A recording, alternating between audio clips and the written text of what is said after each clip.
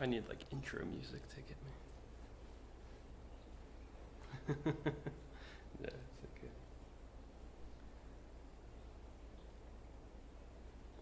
Just like feel like I'm advertising something, yes, or like a newscaster.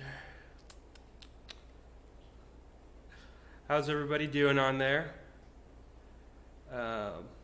Thank you for joining. You might be joining as a live stream or later on as a video. That's the great thing about technology. You can do it either way. So we're going to get started in a moment. You can go.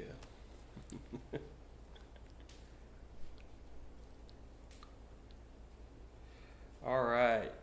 Well, thanks so much, guys, for joining. I hope that this becomes, I know, well, for now it'll be routine because this is where we're at. But I hope that we can get a lot out of it. I know it's not the same as being in person, not the same as being just physically together. But I still think it's important that we talk about this, we have a conversation. Becomes a dialogue, so I'm thankful for that. So what we're going to be doing is a series. We're starting a new series, and it's based off a book by N.T. Wright called God in the Pandemic. So series, I completely ripped it off, and I'm just calling it God in the Pandemic. It seems pretty relevant today because you might not have realized this, but we're actually in a pandemic. If you've gone more than a day without thinking about COVID-19, that's impressive. Most of us, it doesn't last that long. Like every 2 hours, you're like, oh yeah, that's right, pandemic. Remembered that. But if you've made it longer than a day, then congratulations for that. That's pretty impressive. But I think it's really important to talk about this because obviously, as I said, we're in a pandemic. But also, like, what does our faith have to do about this? How do these two things interact? And I want to start us off with this question. Is thinking about where you were when you first heard COVID and kind of how your feelings have changed since then. So I try to remember the first time that I remember like hearing about COVID, and I can't remember the reason I didn't think it was a big deal was just because the first time I heard it, it probably was just a normal part of my day. Maybe I was on social media. I can't even remember. The point I remember is when things got serious. Specifically, I remember when I was in a restaurant and I saw the TV, and on the news, the president was announcing that there is going to be a lockdown of the country, and I was like, "This is a big deal now." But even then, I didn't know what it was going to look like now. I was trying to think what was my response, and so my response at the beginning was very different than how it's been, and even now, and as I'm trying to work through this. So I'm sure that's been the case for you. In the book, N.T. Wright talks about the ancient Greeks, and they survived a lot. Wars, they survived famines, they survived just a bunch of natural disasters and stuff and they had different response to it. He talks about 3 of them that you've probably heard before. 3, these aren't all of the responses that they had, but 3 popular schools of thought. And the first was the Stoics. You've probably heard someone says you're looking very stoic today, or you're looking very serious. And the Stoics, what that really meant was they just kind of thought, life is just it's programmed in a certain way, and it just goes that way, and the really only thing you can do is just learn to accept that. And so you just learn to, live in that world, just be a part of it, just learn to accept it. The second one was the Epicureans. Epicureans, a little bit different, just kind of thought that life was just a mess. It was crazy. Everything happened by chance. Nothing really made sense.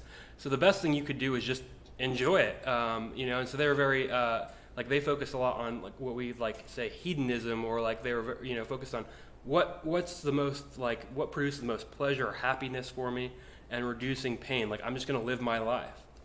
And the third one was the Platonists, and you probably recognize them from Plato.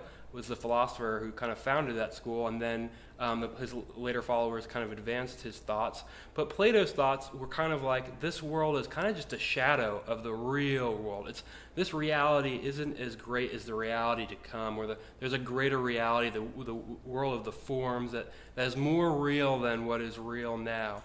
And you can probably see how some Christians took that thought later on and kind of mixed it together with Christian thought. So, but that's kind of what their thought was. And so you could kind of see, you probably noticed, maybe you've acted in one of these ways. You've responded to COVID. Is maybe you're the more Stoic type, or the Epicurean, or the Platonist. Maybe a little bit of a combination depending on how you felt.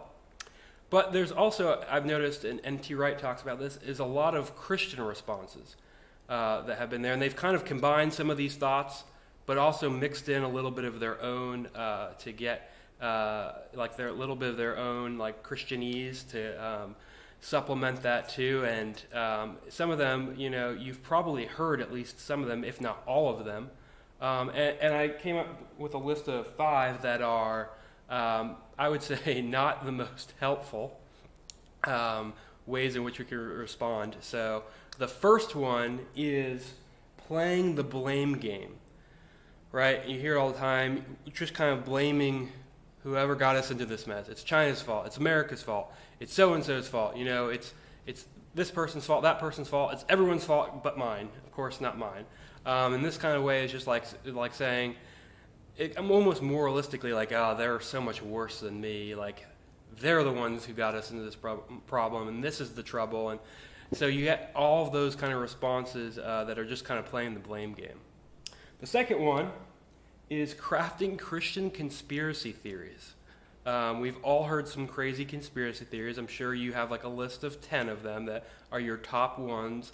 But even in this pandemic, you've seen Christian conspiracy theories, just different theories that are like why or how the pandemic is coming in, and there's not really anything to back it, no evidence based on it. It's just kind of like somebody's thought. And I think these can be really damaging after a while because, you get a following of people believing this. There's really no validity to it. It could really hinder your, people's perception of Christianity. The third one is what I like to call the end timers. These are the ones saying, this is the end, this is it, and the pandemic is what is going to do us in and everything like that. I'm reminded of, if you've ever seen the Jim Bakker like Rapture buckets he was selling. Like, there are these buckets he would sell, like they have a shelf life of 25 years so that you could survive with food in the apocalypse. And if you want, you can YouTube it, or YouTube if you like. I like Good Mythical Morning. They do like a cover of it where they try the taste test the food. Spoiler: it is not good food because it's bucket food. But you see somebody like that kind of taking advantage of people in the sense that he's kind of saying, like, you need this bucket to survive because it's the end times, and it's kind of just inciting fear into people, not really being helpful. It's just trying to scare individuals. And because of that, people take advantage. And that kind of leads me to the fourth one, which is the opportunists.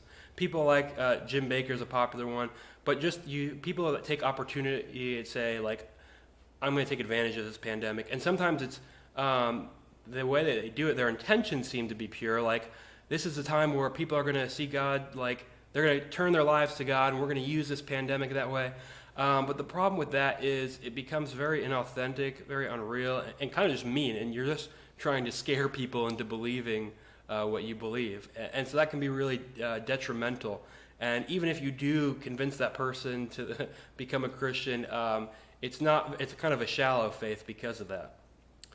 So the fifth one, though, and the one that I think is the most often, if we're really honest with ourselves, is blaming God. It's easy to do that, to say, God, it's kind of like the just general problem of evil. We're like, God, there's just a lot of evil in the world. But we don't really think through it. We're just mad, and there's got to be somebody to blame. And like I said, it can't be us. So it's either got to be other people or God, right? And we're just like, God, this is your fault. You've done this. And sometimes we even like think back to like Old Testament characters who are blaming God. The big example I think of is Adam, right? After he eats the fruit, and then God's like, what are you doing? And Adam's like, well, it was the woman that you gave me. So he like blames her and then blames God. He does like a double blame. But ultimately he's like saying, like, God, this is really your fault if you think about it. If you didn't create this woman for me, if you didn't have this tree here, this is... So it's easy to play the blaming God game. But I think what that ends up doing is thinking God's kind of cynical and kind of just evil and out to get us. And I think that's an incorrect picture of God. What we really have to start to see is that God loves us, he cares about us, and he is suffering with us in this pandemic. And we're going to start that with looking at the Old Testament next week and seeing how the Old Testament, we see that sometimes it's just not so black and white. It's not so much like, I did a bad thing, and that's why I should be punished, and that's why this pandemic's here. We have to look past the quick, easy, Band-Aid Christian answers and really start to get into just a biblical response, one that is saturated by Scripture. And I think that's where we need to begin. We need to be aware of these incorrect responses. So next week we're going to talk about that, but I want you to think about just what I talked about at the beginning. Where were you when you first heard about the pandemic? What was your response? How has that response changed? I want you to think about that. Have a good week, everybody.